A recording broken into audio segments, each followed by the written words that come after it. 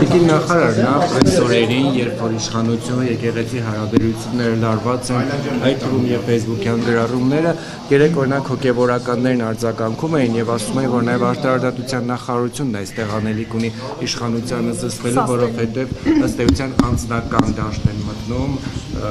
եւ դες ուղված քննադատություն կա այդ առումով, ինչու է լավ։ Իսկ ինչ ասենք։ Սահմանադրական կարգ են տապալում, տիկին նախարար, սահմանադրական կարգ լավ,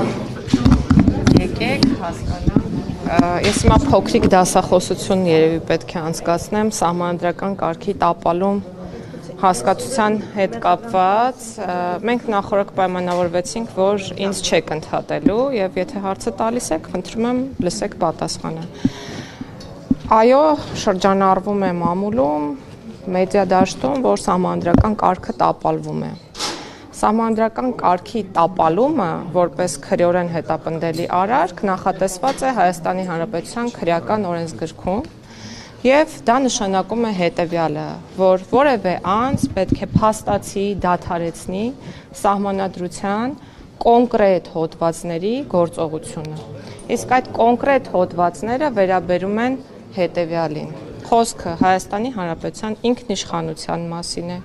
այն մասին է, որ մեր երկիրը ժողովրդավարական, ինքնիշխան, սոցիալական, իրավական պետություն է, խոսքն այն մասին է, որ մեր երկրում մարդը բարձրագույն արժեք է, խոսքն այն մասին է, որ մեր երկրում գործում է իշխանությունների տարանջատման սկզբունքը, խոսքն այն մասին է, որ մեր երկրում ընտրությունները կայանում են այն կերպ, ինչպես որ կայանում են, մի խոսքով առաջինից 7-րդ հոդվածների մասն է, եթե չեմ սխալվում սահմանադրության, եւ այդ նորմերի փաստացի գործողության փաստացի դադարումն է նշանակում սահմանադրական կարգի տապալում։ Սիրելի լրագրողներ, խնդրում եմ ձեզ, ուշադիր եղեք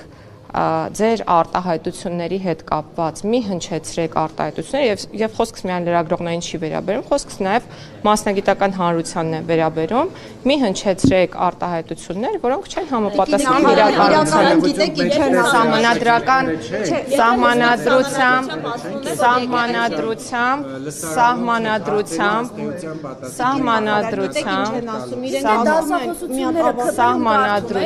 այդ դասախոսությունները ԿՊ-ում կարդում եք, Սահմանադրությամբ արդեն որերորդ անգամ է ես մեմերի կերպար եմ դառնում ձեր պատճառով, որովհետև ստիպված եմ անընդհատ ինչ-որ տարօրինակ ռեակցիաներ տալ ձեր իրականում շատ տարօրինակ եւ անհարգալից պահվածքին։ Եթե դուք ինձ հրավիրում եք հարցազրույցի, բարի եղեք, լսեք այն, ինչ ես եմ ասում։ Ոչ, որովհետև ես միտքս չեմ ավարտել։ Սահմանադրությամբ, երբ որևէ մարմնի մասին կամ անձի, այդ թվում եւ իրավաբանական, ընդ որում եկեղեցին իրավաբանական անձ է, նշում է արված,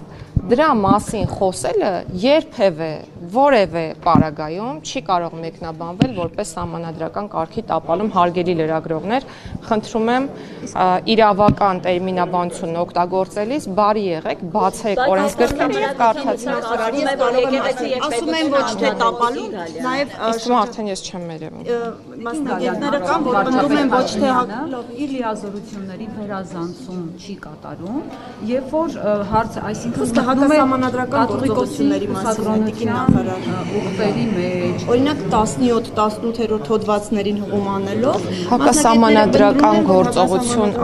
անել ինչ է նշանակում հակասահմանադրական գործողություն։ Մենք ունենք հակաիրավական գործողության հասկացությունը։ Հակաիրավական գործողությունները լինում են երկու տեսակի՝ զանցանք եւ հանցանք։ Եվ իհարկե լինում են այլ իրավախախտումներ, որոնք ենթակա են քաղաքացիական պատասխանատվության, եթե կա սահմանված կարգով ընդունված դատական ակտ։ Սահմանադրական խախտում ասելու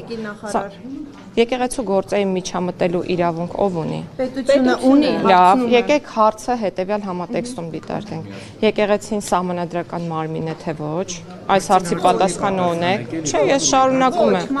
Եկեղեցին սահմանադրական մարմին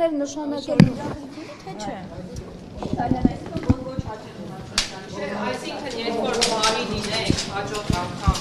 լսել այդ մարդուն ուղղում եք հաց, ես շատ մեծ սիրով եւ շատ երկար ժամանակ կտրամադրեմ ձեզ պատասխանելու ձեր բոլոր հարցերին։ Բայց դուք խոսում եք այնինչ ուզում եք խոսել, դուք հարցերին չեք պատասխանում։ Ես այլևս պատասխանում։ Ես շարունակում եմ իմ խոսքը։ Ինչն եք Չի եղել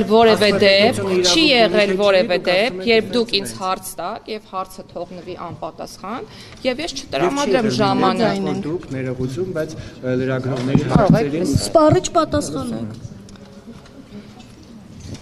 Անհնար է ժողովուրդ, անկեղծ, ամեն անգամ ես ձեզ բոլորին հրավիրում եմ Արդարադատության նախարարություն, լրագրողական իրավական տեսանկյունից էթիկայի եւ իրավական կրթության հետ Դուք ձեր էթիկային հետևեք, այդ ինքնավստահությունը ձեզ ով է տվել Փաշինյանը, այդ ինքնավստահությունը լրագրողների հետ այդ տոնով խոսելու, դասախոսություններ կարդալու, ով է ձեզ այդ իրավունքը տվել։ ավարտեցի։ Չէ, չավարտեցի, հարց տվեցի, դուք էլ պատասխանեք։ Հայաստանի վարչապետը երբ այդպիսի բառեր է օգտագործում, Այսինքն դասախոսության կամ եկեղեցականին մանկապիղծ անվանելը ձեզ չի անհանգստացնում։ Հրավիրում եմ Արդարադատության նախարարություն, կրկնում եմ, իրավական լրագրության հետ կապված քննարկում կազմակերպելու եւ մեծ հույս ունեմ, որ այդ քննարկումը օգուտ կունենա եւ դրանից հետո մենք հնարավորություն կունենանք խաղաղ պայմաններում հարցեր տալու եւ հարցերի պատասխան։ Այդ դասախոսությանը դուք մի հատ իմացացիք։ Ցանկացած ասած, որ իրավական լրագրության մասին կարող